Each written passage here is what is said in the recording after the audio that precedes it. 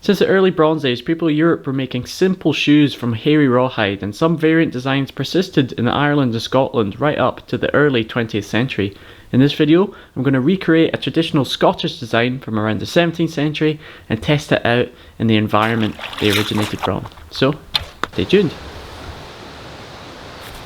Hi folks, Tom fandabidozi, thanks for tuning in. So first of all, I want to give a big shout out to Peter Annanen from Woodland Tannery, who sold me these beautiful red deer hides. Peter is a really skilled craftsman, keeping the traditional Scottish tanning techniques alive, so definitely go check out his website and Facebook page in the video description. Peter sold me two skins, one from a deer with a thinner summer hide, which I'm going to use to make my shoes, and a larger skin with a thick winter hide, which I'm probably going to save and use as a sleeping mat since it's so warm and comfy. So these traditional style shoes have got many names, which gets a bit confusing. The name Pamputi seems to originate from Ireland and the Outer Hebrides, and the Gaelic name for them is Cuaran, but they're also sometimes referred to as Highland moccasins, ghillie brogues, bog shoes, and my personal favourite, heather hoppers.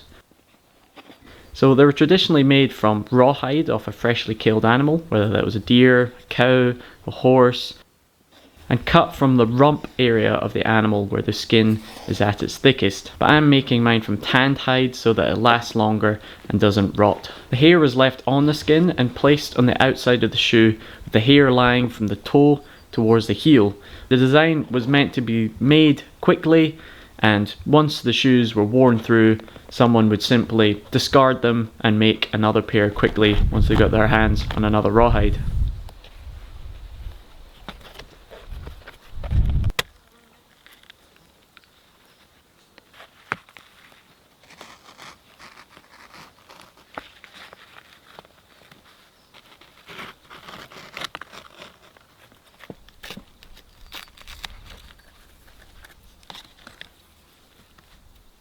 Since I'm using cured hide, I then soaked these cuttings in salt water for a day so that they're easier to work with, but if you're using fresh rawhide, you can just use it straight away.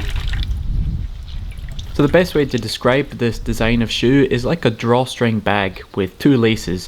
One lace to draw together the front of the shoe, and another lace to draw together the heel of the shoe.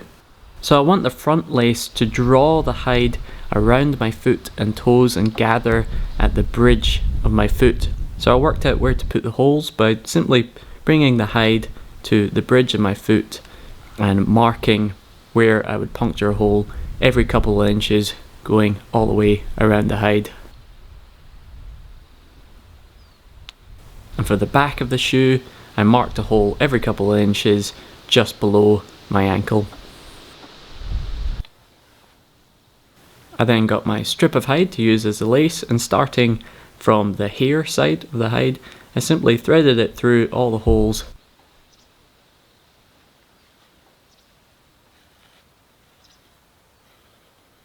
and gathered the hide around my foot, adjusting it so that it fitted comfortably.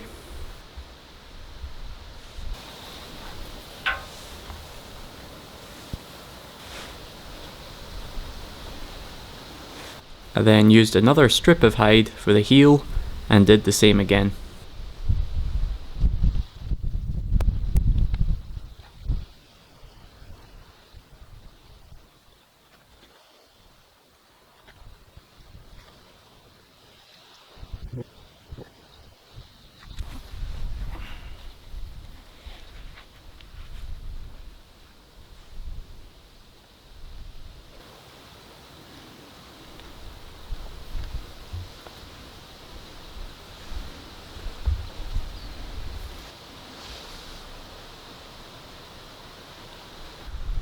So that's the right foot done.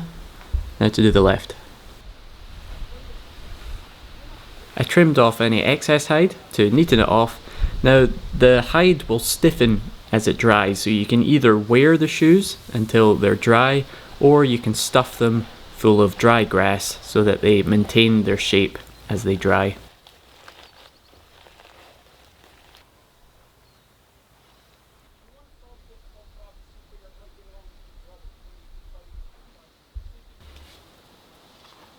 Now to put them on, I found it easiest to tie the front set of laces first by a couple of twists at the front of the shoe, couple of twists at the back of the leg before tying it at the shin.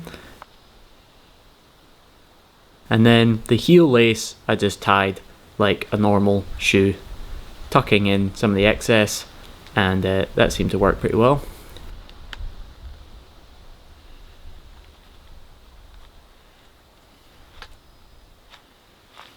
So those are the finished shoes.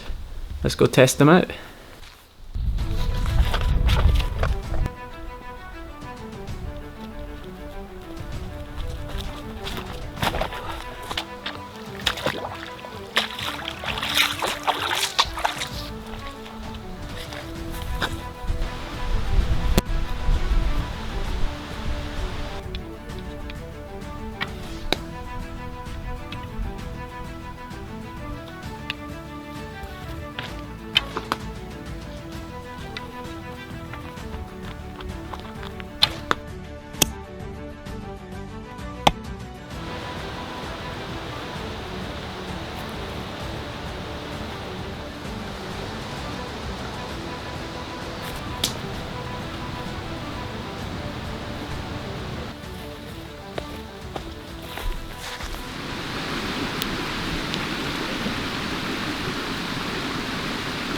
So I've given these traditional shoes a really good test over the past 3 or 4 days, going through different sort of environments, testing them out. So what are my thoughts so far? Well, this is my first time working with this sort of material. I made a few mistakes making the right shoe, but ultimately it actually ended up fitting the best. And the left shoe, I was happier with my stitching. It was a bit neater, but it was a bit big and loose to start with. But just the nature of the hide was the fact that it expands when it's wet and contracts when it's dry. It's sort of it's quite an interesting thing to work with and to wear. But testing them out, you know, to be honest, super comfy. So I wore them going barefoot and bare-legged. I wore them going barefoot with leg wraps on, and then finally I wore them with high socks. And unsurprisingly, it's comfiest with the high socks. You're getting less rubbing from the straps. When I was going barefoot in them and they got wet and the hides did go a bit slimy, which is a bit weird and a bit sort of slippery. I started off with no drainage holes, but then after the first time going through the bog, I went with tradition and punctured some drainage holes along the side of the shoe, and I think that did help to sort of expel the water. So all in all, I had a lot of fun with this. Really fun to make, really fun to wear. Big thanks to Peter again for hooking me up with these hides. Thanks so much for that. Definitely go check out his shop, guys. I'll put a link below. This sort of traditional tanning is really worth keeping alive, keeping those skills alive. So thanks for watching, folks, and I'll be back with another video as soon as I can.